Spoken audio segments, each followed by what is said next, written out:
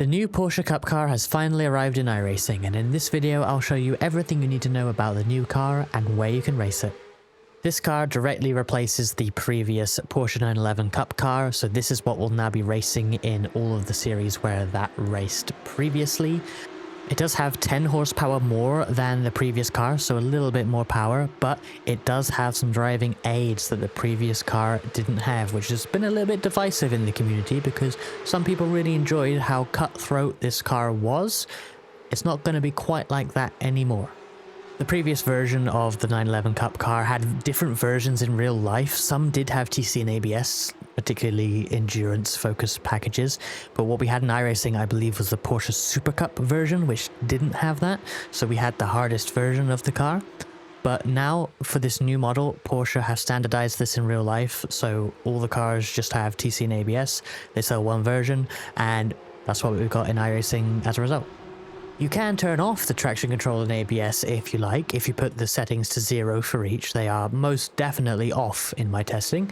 However, if you're running the fixed setup series for this car, then you won't be able to change those anyway because those are locked in the fixed setup. And I went through a variety of iRacing setups, provided some of the track-specific ones, the Nordschleife ones, the general high downforce sprint or whatever.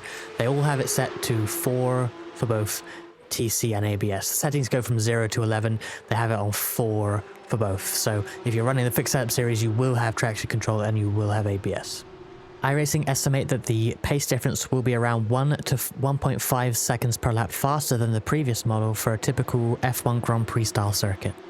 The main two series this car races in are the fixed and open setup Porsche Cup series. Both of these are C-Class sports car series in iRacing, so you'll need a C-Class license or a D license at 4.0 safety rating or above to enter them. Both of these series follow the same calendar as each other, so you could run them back to back and race the same track in each variant. And the races, I believe, are around 20 minutes or so. They are lap-based, not time-based, so it probably varies a little bit, but I expect the races to last approximately that long. Both of these series are typically very popular in iRacing. This has historically been a popular car, and since this upgrade is free, then there's going to be no shortage of people owning the new version. So expect the series to continue being strong with the new version, and I think some of the changes to this car mean that probably a few more people will pick it up. On your screen now is the preliminary schedule for the first season of this car in both fixed and open in 2026 Season 1. They are the same tracks as you can see, but take note that the rain chance and weather in general is different between the two. If you need setups for the open setup series, I often use Apex Racing setups for my racing, and I do have an affiliate link for them in the description below, which will get you 10% off your purchase and supports the channel if you choose to use it.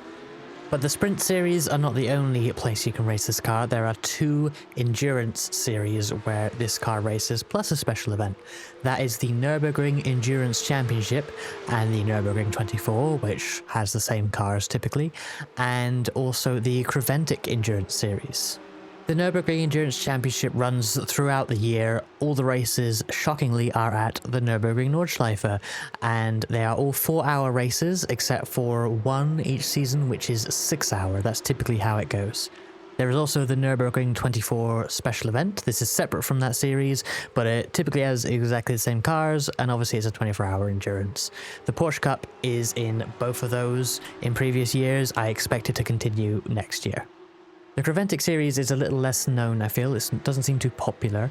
This is a series that also runs throughout the year. Last year it only had 5 rounds, and the cars used last year were GT3 cars, GT4 cars, and the Porsche Cup car. So I'm not 100% sure this series will continue next year, but I presume it will, and I expect reasonably that the Porsche Cup will return there as well.